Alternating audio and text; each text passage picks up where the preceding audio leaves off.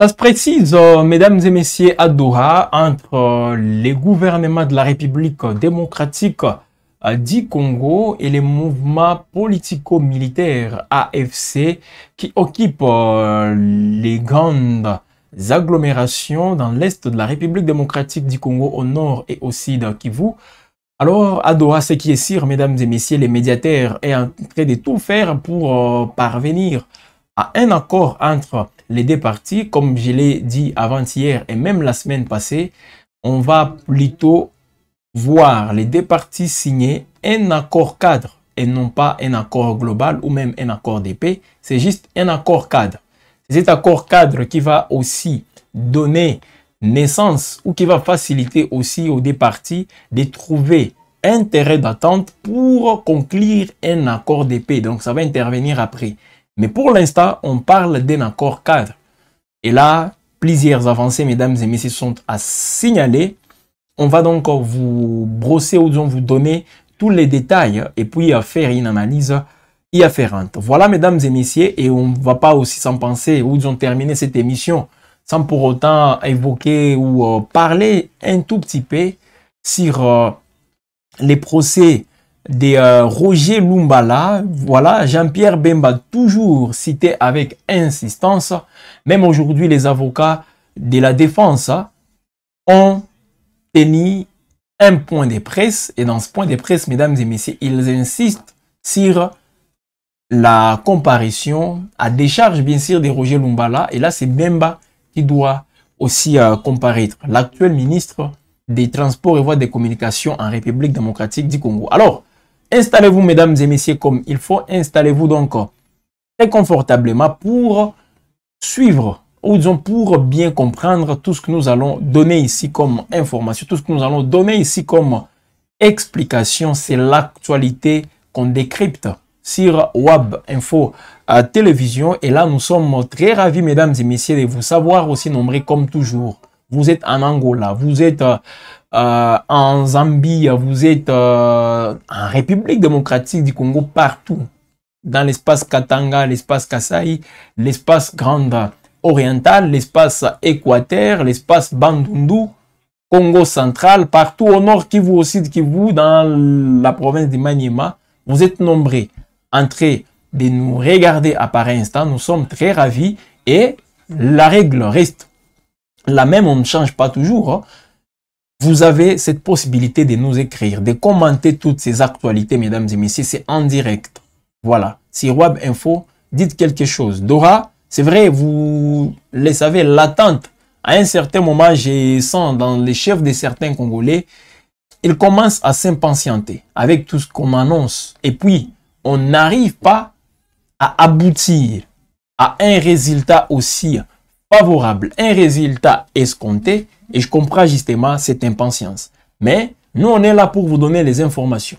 Si je viens ici, je vous dis, cette semaine, si tout va bien, la RDC et l'AFC M23 vont signer un accord. Mais si la semaine touche à sa fin et que l'accord n'est pas encore signé, c'est pas à moi la faute. Moi, je ne fais que vous donner les informations. Et c'est moi-même qui viens encore ici pour vous dire, l'accord n'a pas été signé. Donc, pour ceux-là qui commencent à nous tenir guerre, comme quoi nous annonçons une chose et la chose en question n'arrive pas à se concrétiser à la période où autant annoncé, eh bien, c'est pas à nous, mesdames, j'insiste, c'est pas à nous de finaliser les histoires des Dora. Nous sommes juste là pour vous informer et vous donner la possibilité de dire quelque chose aussi autour de cette actualité. C'est ce que nous faisons. Donc, comme nous sommes en direct, vous pouvez nous écrire, vous pouvez commenter, vous pouvez dire quelque chose sur les processus des Doha. Et en deuxième partie, on va aller à Paris pour évoquer, mesdames et messieurs, les procès Roger Lumbala. Les histoires de 2002, 2003, aujourd'hui commencent à faire peur aux gens qui se croyaient être les tout-puissants dans ces pays. Et là, c'est les rapports mapping. Les gens semblent oublier, mais c'est les rapports mapping qu'on est en train d'évoquer. Parce que tous, si vous voyez les rapports mapping, c'est beaucoup plus la période RCD, tout ça, voilà, entre 98 et 2003. En tout cas, les rapports m'appellent bien qu'on peut aller au-delà jusqu'en 2010, mais le nœud de ces rapports, mesdames et messieurs, si on peut les circonscrire, faire un timing aussi précis de ces rapports, c'est entre 98 et 2003. 5 ans durant lesquels les massacres, mesdames et messieurs, ont pris forme dans ces pays. Alors, on va directement entrer dans les vifs de ces sujets. Là, ça sera pour la deuxième partie. Mais laissez-nous, mesdames et messieurs, commencer d'abord par Doha. Voilà, Doha, il y a des choses qui se passent entre la République démocratique du Congo et l'AFC M23. Alors, nous sommes aussi en train de saluer tous ces téléspectateurs qui nous font déjà signe de leur présence en direct pour suivre ces décryptages sur WAB Info Télévision. Junior Katumbaï qui nous salue. Salut à vous, Junior.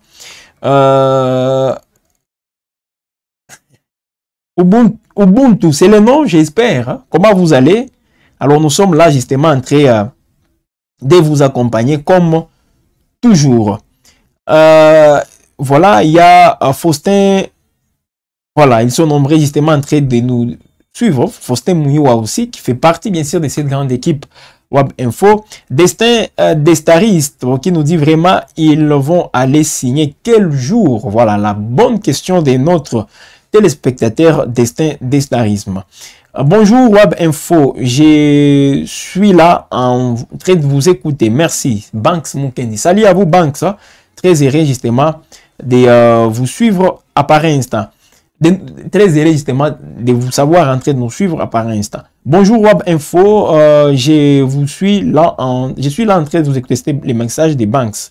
Jean-Pierre en ligne, Jean-Pierre Ilunga. Merci à vous tous qui êtes en train de nous suivre sur Web Info. Alors on va directement commencer et je rappelle toujours, c'est là qui veulent dire quelque chose, qui veulent commenter justement cette actualité, ont la possibilité de les faire commenter et il n'y a pas de souci, ça ne fera du mal à personne. Alors nous on commence directement, comme je le disais, avec les vifs, à Doha, justement.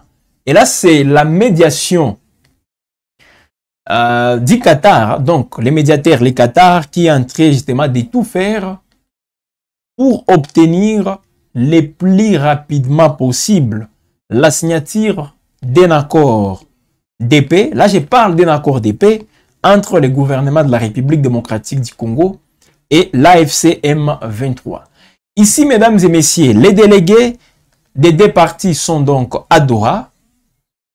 Et plusieurs versions de l'accord ont circulé entre les deux parties. Plusieurs versions de l'accord circulent entre les deux parties. La partie congolaise, donc la partie gouvernement congolais, et la partie AFC M23.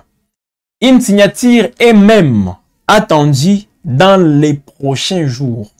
On ne précise pas la date, mais on dit tout simplement qu'une signature est attendue dans les prochains jours, si les deux délégués finalisent les délais. Si les deux délégués, les délégués de l'AFC M23 et les délégués du gouvernement congolais, s'ils finalisent les détails, mesdames et messieurs, les détails sur cet accord, eh bien, l'accord sera finalement signé. Alors, selon les informations de nos confrères de RFI, on n'est pas encore, mesdames et messieurs, à l'étape d'un accord définitif. Je l'ai même dit aussi.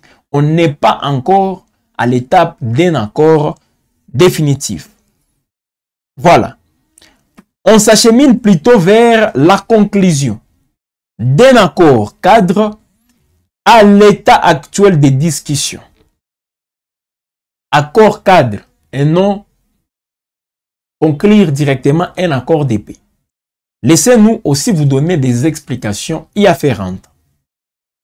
Dans l'esprit, mesdames et messieurs, de ce qui est discuté à Doha, l'accord cadre, je dis bien l'accord cadre, ne définit que les principes directeurs. L'accord cadre ne définit que juste les principes directeurs. À ce stade de discussion entre les représentants de la République démocratique du Congo et l'AFC M23, il se dégage, selon les informations toujours de RFI, que l'accord de paix global sera composé de l'accord cadre. Donc, l'accord que les Congolais veulent aujourd'hui, ou on peut l'appeler l'accord global ou l'accord de paix, aura comme contenu l'accord cadre qui sera signé. Donc l'accord cadre donne aussi forme à l'accord global qui pourra intervenir prochainement. Voilà.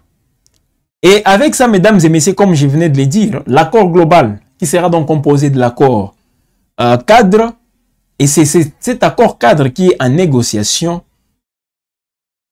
et des plusieurs protocoles qui seront aussi discutés plus tard. Il y a d'autres protocoles qui vont compléter l'accord cadre et c'est tous ces protocoles, mesdames et messieurs, si on met tout ça ensemble, voilà, on aura finalement l'accord global. Mais ça sera après. Donc, ça va intervenir après plusieurs aussi processus, ou disons plusieurs étapes.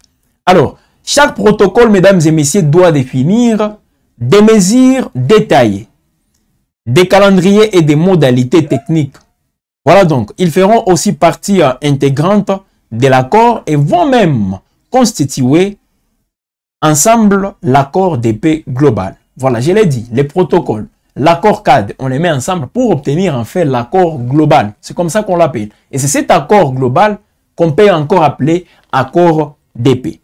Alors, parmi les points, mesdames et messieurs, très importants aussi à retenir dans toutes les discussions ou même dans les travaux aussi que les deux parties, les deux délégués sont en train de faire, on évoque la restauration de l'autorité de l'État. Restauration de l'autorité de l'État.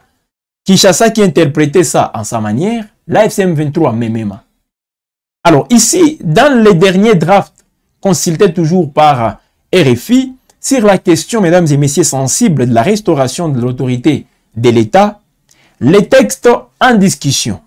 Ici, on nous dit ceci. Les textes en discussion prévoient une restauration progressive et coordonnée des institutions et des services de l'État. Restauration progressive et coordonnée des institutions et des services de l'État. Donc ici, on peut retenir que les médiateurs n'ont pas aussi obtenu ce qu'ils attendaient. Donc les médiateurs voulaient peut-être voir les deux parties se mettre d'accord sur un point. Mais ici, comme chaque partie est restée fidèle à sa position ou à sa démarche, l'AFC M23 qui parlait d'une restauration de l'autorité de l'État par la collaboration directe avec le gouvernement congolais. On collabore, on essaie un peu de se mettre ensemble pour trouver, ou disons pour gérer, c'est en quelque sorte gérer ensemble. Et là, le gouvernement congolais avait demandé à l'AFC M23 de se retirer d'abord avant de procéder à une quelconque attente entre les deux parties. Voilà. Alors comme l'AFC M23 n'a pas accepté cette démarche, ou disons cette demande du gouvernement congolais, voilà pourquoi ici on parle, mesdames et messieurs, d'une restauration de l'autorité de l'État progressive. Donc ça va se faire progressivement. Les rétablissements ou la restauration de l'autorité de l'État pourrait intervenir de manière progressive. Voilà. Et ici, on parle aussi d'une manière coordonnée, donc progressive et coordonnée. Les institutions et les services de l'État. Cela concerne l'ordre public. Donc, quand on parle de l'ordre public, on voit la police, on voit l'armée, on voit toutes ces histoires. L'ordre public, la sécurité, la liberté de circulation des personnes et des biens, ainsi que l'accès aux documents d'état civil et aux services financiers. Parce que comme vous le savez, il y a eu aussi plusieurs polémiques suite au non-RFI. Les documents des voyages, par exemple, vous quittez Kinshasa, vous voulez venir à Goma, avec les documents que vous avez, à un certain moment, on n'acceptait plus ça.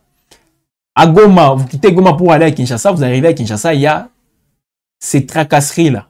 Alors tout ça, mesdames et messieurs, on inclut ça dans ce qu'on appelle la restauration de l'autorité de l'État. Il y a parmi ces points, comme on le disait, la liberté de circulation des personnes et des biens, l'ordre public, la sécurité, mais aussi l'accès aux documents d'état civil, mais aussi aux services financiers. Parce qu'aujourd'hui, chacun a ses services. L'AFC M23 a ses services, le gouvernement congolais a ses services. Alors, sur le volet sécuritaire, parce que c'est les mous, c'est d'ailleurs les nœuds aussi du problème, mesdames et messieurs, la sécurité. Sur ces volets, les textes en discussion indiquent que la partie gouvernementale et l'AFC M23 doivent convenir de mettre en place des arrangements de sécurité transitoires. Voilà, on renvoie toujours à des étapes beaucoup plus transitionnelles. Ici, on parle sur le volet sécuritaire, mesdames et messieurs, les textes en discussion, donc les textes qui est en train d'être discutés à Doha, indiquent que la partie gouvernementale et l'AFC M23 doivent, je dis bien doivent, convenir de mettre en place des arrangements de sécurité transitoires. Donc, vous vous mettez ensemble, vous discutez sur, et pour trouver un arrangement de sécurité transitoire. Qui dit sécurité transitoire? Donc, ce que nous voyons avec l'AFC M23, si les deux parties trouvent un compromis sur le plan sécuritaire, le gouvernement et l'AFC M23 vont mettre ensemble des services qui vont s'installer progressivement. Donc, on ne va pas, ça ne va pas se faire par baguette magique. Tout d'un coup, on a d'autres services, mais on va y aller progressivement. C'est ce qui s'est dit dans cet accord cadre, avec bien sûr les drafts qui est entre les mains des différentes délégations et nos confrères de la Radio France Internationale ont donc eu accès à ces drafts. C'est un peu ça.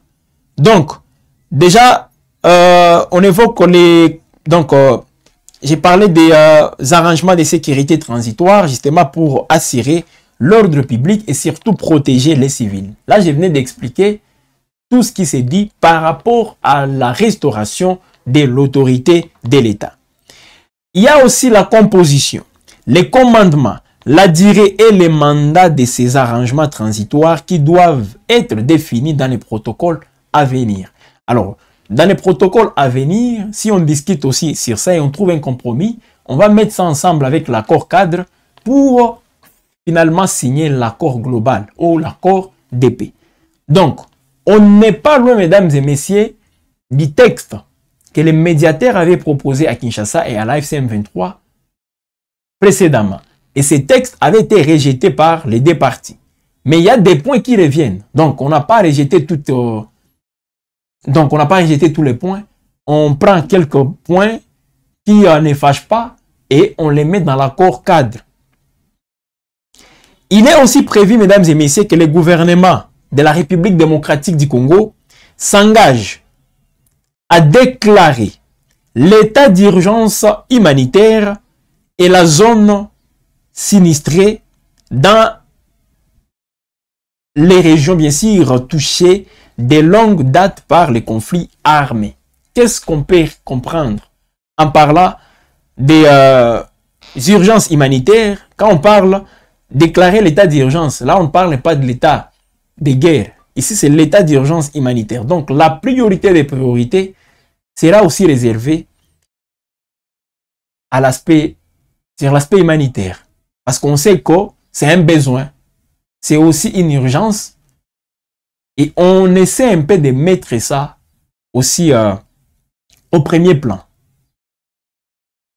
L'état d'urgence humanitaire que le gouvernement pourra décréter dans les zones, mais aussi déclarer toutes ces zones sinistrées. Donc ces zones, mesdames et messieurs, qui sont touchées par des par des guerres, tout ça, les conflits armés, et ça date de longtemps. Alors, ce dispositif, mesdames et messieurs, doit être accompagné. Là, c'est l'état d'urgence qui doit être décrété, mais également l'effet de déclarer à les zones, toutes ces zones sinistrées. Ici, on précise que ce dispositif doit être accompagné d'un programme spécial de pacification et de reconstruction dont les modalités seront définies dans les protocoles. Le président Félix Tshisekedi, lui, il avait déjà parlé justement des, je crois, 5 milliards pour la reconstruction, donc tout juste après la guerre. Il faut mobiliser cet argent pour reconstruire aussi toutes ces zones, cette région. Alors ici, on tient compte aussi de ces points, mesdames et messieurs, parce qu'on évoque ici l'étape qui pourra suivre. C'est d'abord un programme spécial de pacification, mais aussi de reconstruction. Et là, les modalités qui ne sont pas encore définies, mais pourront être... Ces modalités vont être définies aussi dans les protocoles. Voilà, donc les protocoles aussi, c'est très important. Comme on le dit tantôt, protocole d'accord, accord cadre, on met tout ça ensemble pour obtenir l'accord global. Voilà. Alors ici, on a aussi, mesdames et messieurs, la commission vérité et réconciliation. Parce que pas ce qu'on entend dire commission vérité et réconciliation dans plusieurs structures, mais vous vous rendez compte que c'est juste des structures ou des organisations qui existent que des noms. Mais dans les fonds, vous allez comprendre qu'on n'arrive toujours pas à bien y travailler. Commission vérité et réconciliation. Ici, les textes précisent encore que les partis doivent convenir de la création d'une commission nationale indépendante. Cette commission sera donc chargée de promouvoir la vérité, la réconciliation et la responsabilité pour les crimes et de recommander les réparations appropriées dans le cadre d'un processus de justice transitionnelle. Voilà. Donc l'organisation et le fonctionnement doivent être conformes à la Constitution de la République démocratique du Congo, mais aussi au droit international applicable. Voilà. Commission vérité et réconciliation. C'est une commission aussi qui doit voir le jour. Enfin, mesdames et messieurs, pour terminer avec tous ces détails, là, je suis en train de vous donner je suis en train de vous donner les contenus, voilà, de l'accord cadre qui sera signé d'ici là entre la République démocratique du Congo et l'AFC M23. Enfin, mesdames et messieurs, les partis doivent adopter les protocoles qui préciseront les calendriers, les domaines, les séquençages, les paramètres de sécurité, les mesures juridiques et les dispositions en matière des ressources nécessaires à la mise en œuvre de cet accord cadre. Voilà, donc, après, si vous signez l'accord cadre, déjà, on procède aussi à une autre étape. Mettre en place ces protocoles d'accord. Après les protocoles d'accord, voilà, on aura enfin l'accord. Donc, ne soyez pas surpris. Aujourd'hui, nous sommes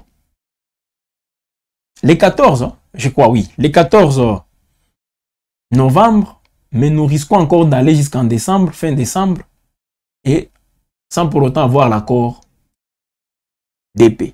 Donc, c'est cet accord cadre qui va peut-être faciliter aussi la rencontre à Washington entre Tshisekedi et Kagame autour de Donald Trump pour enfin signer l'accord où ils ont entériné toutes ces histoires-là.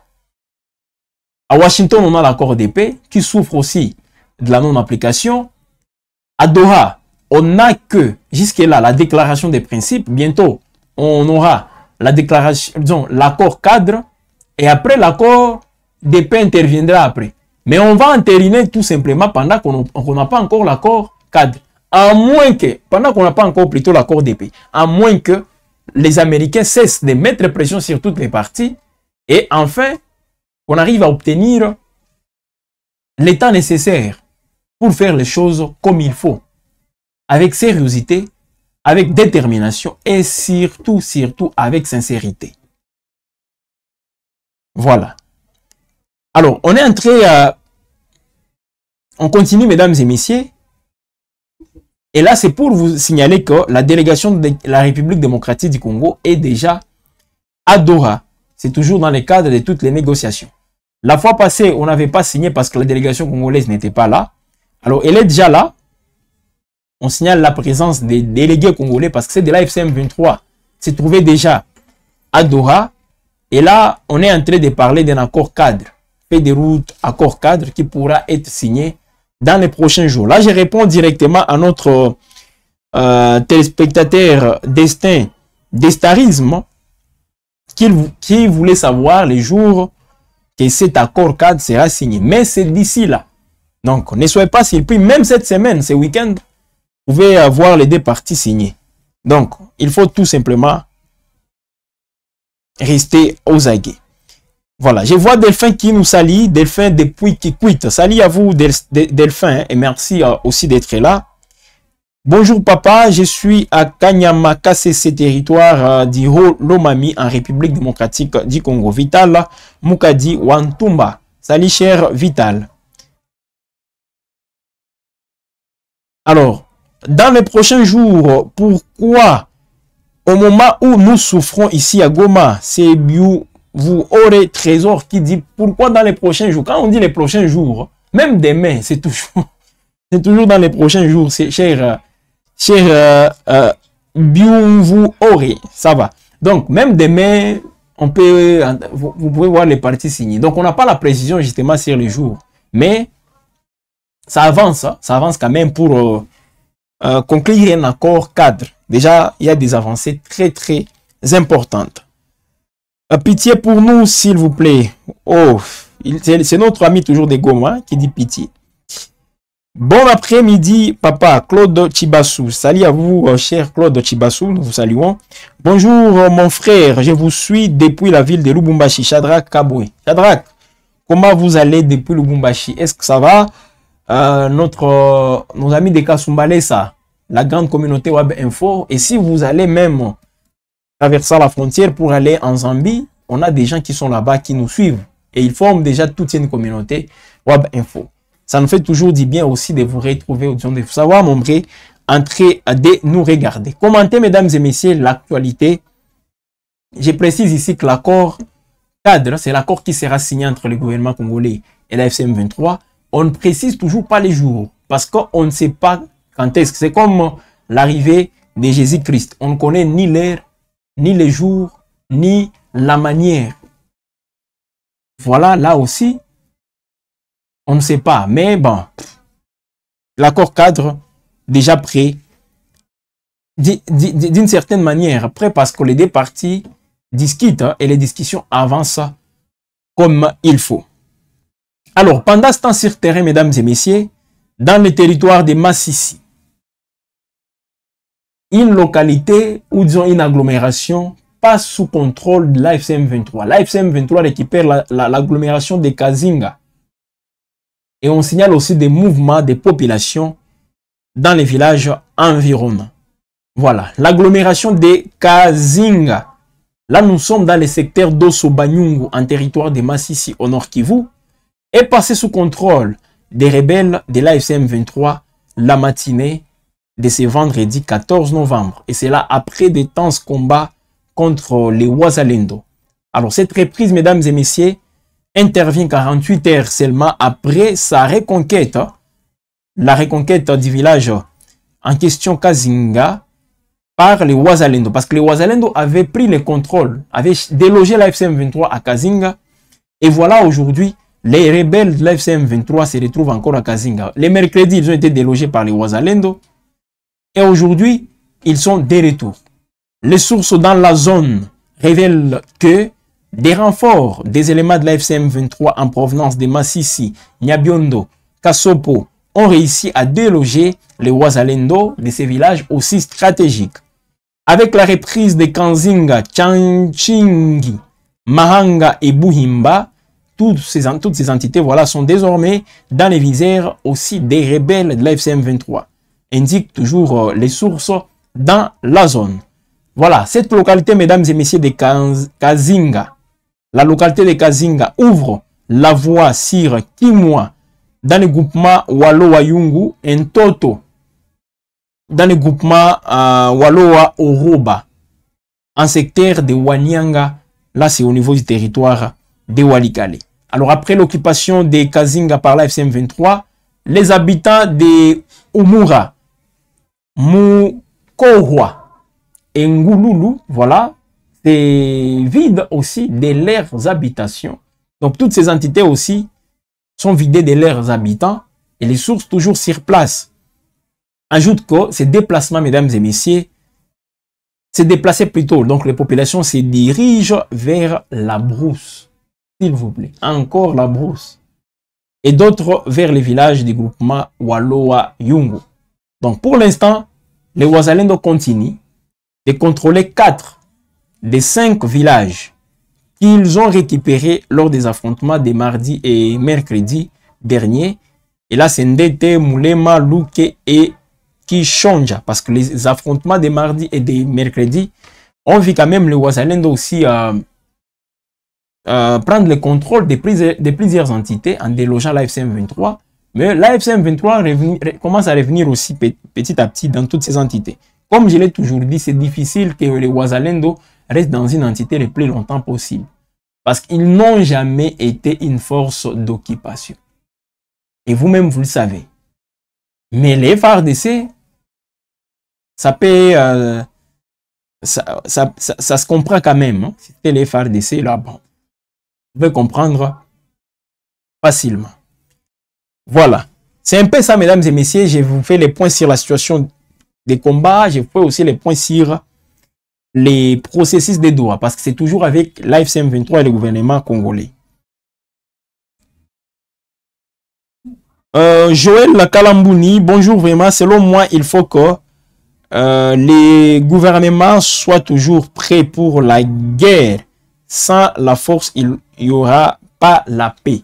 Voilà, c'est le message de Joël Kalambouni. C'est son point de vue. Merci à vous, Joël, de nous écrire. Faites comme Joël, faites comme Shadrach Kabwe, Claude Chibassou, Trésor aussi, voilà, Jean-Pierre, tout ce monde, mesdames et messieurs qui sont en train de nous suivre. Faites comme eux et dites-nous quelque chose justement sur cette actualité. Alors, on va changer de chapitre pour parler maintenant de cette affaire Bemba, citée dans les dossiers à Paris, dans l'affaire, plutôt dans les dossiers de Roger Lumbala. Alors, on va prendre une courte pause, une petite virgule, avec la complicité de la technique, hein, pour revenir, mesdames et messieurs, et aborder cette deuxième partie de ce décryptage sur Wab Info. Il est présentement 13h, passé de 45 bonnes minutes si vous nous suivez dans la partie 44 bonnes minutes. Voilà, si vous nous suivez à Kinshasa, Congo central, voilà Mbandaka. 14h44 à Goma, à Bukavu, à Kindu, à Kisangani, à Lubumbashi, où se trouve notre téléspectateur Shadrach Kabwe. On va donc parler, mesdames et messieurs, du procès Roger Lumbala et surtout l'effet de citer Bemba. Pourquoi on parle de ces points? Parce que c'est lié aussi, mesdames et messieurs, à cette série de conflits, de guerres. Rapport mapping. Voilà, les rapports mapping vous rattrapent, finalement. On va en parler après cette courte pause. Mesdames et messieurs, vous êtes sur Wab Info, restez toujours connectés.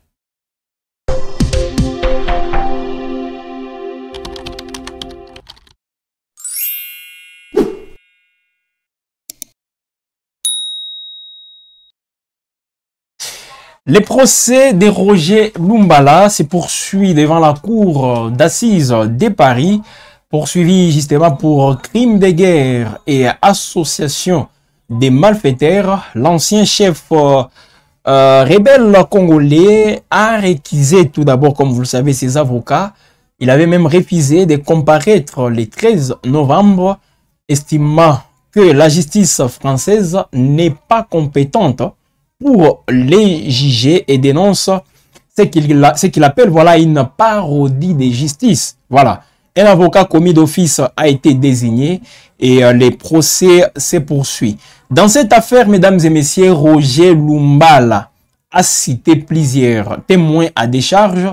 Parmi eux, Jean-Pierre Bemba, aujourd'hui vice-premier ministre en charge des transports et voies de communication en République démocratique du Congo.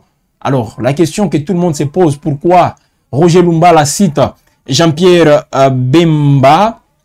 Pourquoi, voilà, le nom de Jean-Pierre Bemba apparaît dans ces procès? C'est la question que les gens sont en train de se poser. Alors, ce qu'il faut retenir, c'est qu'au cœur de ces procès, mesdames et messieurs, il y a ce qu'on appelle l'opération effacer les tableaux.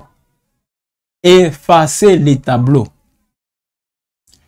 Pourquoi cette opération? C'est là qui sont dans l'est du pays, c'est là qui sont au niveau de Kisangani, c'est là qui sont à Bunia, c'est toutes ces parties-là savent de quoi nous parlons. Effacer les tableaux. Alors, la justice se penche voilà, sur l'effet attribué à cette opération effacer les tableaux menée dans la province de l'Ituri, en République démocratique du Congo, entre octobre 2002 et janvier 2003. Octobre 2002 et janvier 2003. Il s'agit ici d'une campagne militaire menée conjointement par les mouvements de libération du Congo MLC de Jean-Pierre Bemba et le Rassemblement congolais pour la démocratie nationale RCDN de Roger Lumbala. Alliés à l'époque, ils étaient alliés. Ils se sont mis ensemble, donc Bemba et Roger Lumbala, pour attaquer ou disons pour contrer les troupes du RCD KML de Moussa Nyamwisi. Alors, selon l'accusation, cette offensive a entraîné des massacres et caractère ethnique. Donc, c'était des massacres, voilà, j'y arrive. Des massacres à caractère ethnique et des graves crimes de guerre à l'époque. Alors, lors de la précédente audition, Roger Lumbala a répété qu'il n'était pas responsable des décisions militaires prises, bien sûr, dans cette alliance avec Jean-Pierre Bemba. Il affirme que son mouvement n'était pas armé. Selon lui, le RCDN, c'était un mouvement non armé, mais uniquement politique. Alors, Roger Lumbala renvoie l'essentiel des activités militaires du côté des combattants de Jean-Pierre Bemba. C'est par là qu'on voit les gens comme les lieutenants généraux, aujourd'hui les lieutenants généraux au sein des FARDC, Constant Ndima. À l'époque, il était dans les MLC. Constant Ndima que vous voyez avec Jean-Pierre Bemba, voilà. Le patron du MLC et son ancien militaire, à l'époque dans les MLC. Alors, c'est dans ce contexte, mesdames et messieurs, que les avocats de Roger Lumbala ont cité Jean-Pierre Bemba à comparaître à des charges à Lumbala. Voilà. Il y a même une déclaration qu'ils ont rendue publique aujourd'hui parce qu'ils viennent de tenir un point de presse à Paris. Je crois avec la réalisation, on peut vous montrer cette déclaration. Au nom de l'entraide internationale, l'ambassade de France aussi, à Kinshasa, l'ambassade de France se trouvant à Kinshasa, a transmis, mesdames et messieurs, cette citation aux autorités congolaises. D'autres témoins doivent également se présenter. Certains se sont même rendus cette semaine à l'ambassade de France à Kinshasa pour des démarches liées à leur visa. Et selon les présidents de la Cour, à la demande des parties, un circuit accéléré de délivrance gratuite des visas a été mis en place, notamment pour les témoins de la défense. Voilà, avec cette déclaration qu'ils ont rendue publique aujourd'hui, les avocats de Thomas Lubanga, pas Thomas Lubanga, de Roger Lumbala depuis la France. Donc, les avocats des victimes accusent Kinshasa des manques de coopération après 5 commissions rogatoires restées aussi sans réponse. Ça, ce sont maintenant les avocats des victimes. Voilà. Les avocats, donc la partie plaignante, les plaignants, c'est là qui accuse Roger Lumbala devant la cour d'assises de Paris, ne font que saluer la cohérence aussi de la démarche des autorités politiques et judiciaires françaises. Voilà, c'est aussi un dossier très complexe, mesdames et messieurs, parce qu'on dénonce aussi les manques de coopération des autorités congolaises dans ces dossiers. Parce qu'à l'ouverture de la première audience, avant-hier, c'était le mercredi 12 novembre 2025, alors que Roger Lumbala et ses avocats critiquaient vivement la justice française, Maître Thuyer a tenu à assurer que la France a pleinement respecté la souveraineté de la République démocratique du Congo. Donc pour les avocats de la partie civile, c'est normal que Roger Lumbala soit justement jugé en France. Ils l'ont dit en insistant aussi sur tous ces faits. Alors, on est donc en train de terminer, mesdames et messieurs, cette production d'aujourd'hui sur Web Info, tout en vous disant que c'est une affaire qui reste très pendante et ça risque, si on s'en tient au fait, comme il se présente, ça risque de faire tomber encore plusieurs personnalités. Comme vous le savez, la classe politique en RDC est aussi composée en grande partie par ceux-là qui avaient un jour pris part des rébellions, je ne sais pas dans quel autre truc, qui ne cadrent pas avec la loi. Et tous ces gens se retrouvent dans les rapports mapping. Les rapports mapping, tant aussi vantés ou même chantés, on voyait toujours le docteur Denis Mukwege faire la campagne de ces rapports. Voilà. Delphin Moudumbu qui nous écrit aussi: bonjour mon frère, je vous suis depuis Kolwezi. Pourquoi la RDC doit signer à Doha sans avoir des retraits des M23 selon la déclaration de notre président? Voilà, très important. Alors je ne sais pas si on peut toujours rester là, cher Delphin, je l'ai dit en tout cas, à cœur ouvert. Je ne sais pas si on peut rester toujours l'entrée de prendre, bon, je ne sais pas si le terme convient, prendre au sérieux ou accorder beaucoup de confiance sur ce que les politiques nous disent.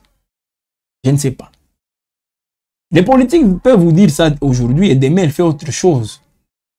Ça, c'est tout à... Il peut vous dire ça aujourd'hui, demain, il vient, il fait quelque chose même qui contredit ce que lui-même avait annoncé bien avant. Ça, c'est ça aussi, les politiques. Je l'ai dit, les politiques, surtout d'une manière générale, oui, il peut y avoir des exceptions, mais en grande partie, c'est ça. C'est comme ça que les politiques fonctionnent. Donc, le président, oui, il avait dit ça, mais il peut signer. Tout comme il avait dit à la moindre escarmouche.